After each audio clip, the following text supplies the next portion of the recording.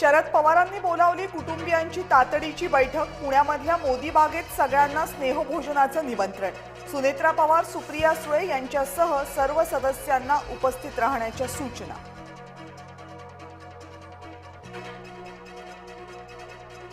KEM रुग्णालयाच्या नामांतराला प्रशासनाकडूनही हिरवा कंदील। केईएम रुग्णालयाचं आता होणार कौशल्यश्रेष्ठ एकलव्य स्मारक रुग्णालय असं नामांतरण।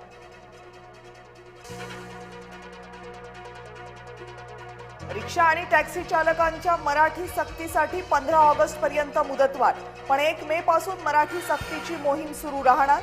परिवहन मंत्री प्रताप सरनाईकांची माहिती।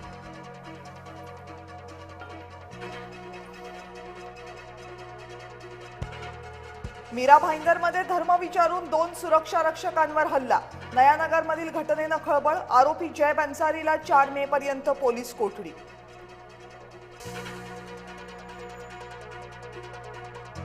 महापौर बंगल्याच्या दुरुस्तीसाठी मुंबई महानगरपालिकेची उधळपट्टी। फक्त दुरुस्तीसाठी खर्च करणार तब्बल 3 कोटी। इटालियन मार्बल्स बसवण्यासाठी कोट्यवधी रुपयांचा होणार खर्च।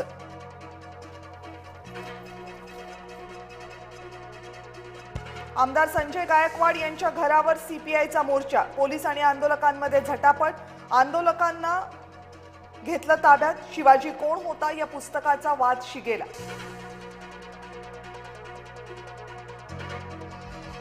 कोल्हापूरमध्ये अमरावती प्रकरणाची पुनरावृत्ती। 8 तरुणींवर अत्याचार करून व्हिडिओज मित्राला शेअर केले। पुलाची शिरोली इथून शाहिद संदे याला अटक।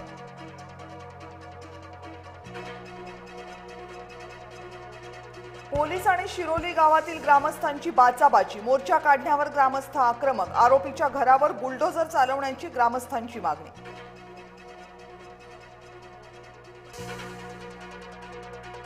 अमरावतीमध्ये बुधवारी प्रहार संघटनेच्या कार्यकर्त्यांची बैठक। एकनाथ शिंदेंनी दिलेल्या ऑफर संदर्भात करणार चर्चा। शिवसेनेकडून कडूंना विधान परिषदेसह मंत्रिपदाचीही ऑफर।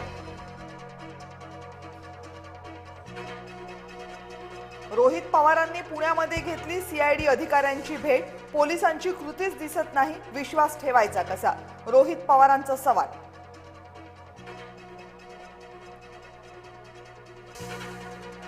सर्वच लोक काँग्रेस सोडून चाललेत। राहुल गांधींचं नेतृत्व काँग्रेसला मातीमोल करणारं। चंद्रशेखर बावनकुळेंची टीका।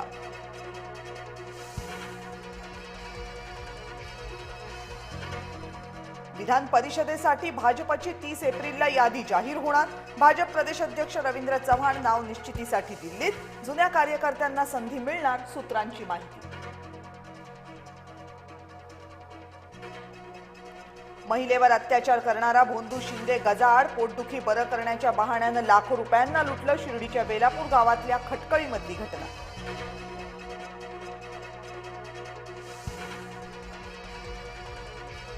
चंद्रपूरमधली शेतकऱ्याची किडनी विकल्याचं प्रकरण। रॅकेटमधील आरोपी डॉक्टर रवींद्र पाल सिंगला होणार अटक। पीडित शेतकरी रोशन कोळेंनी मानले जय महाराष्ट्राचे आभार।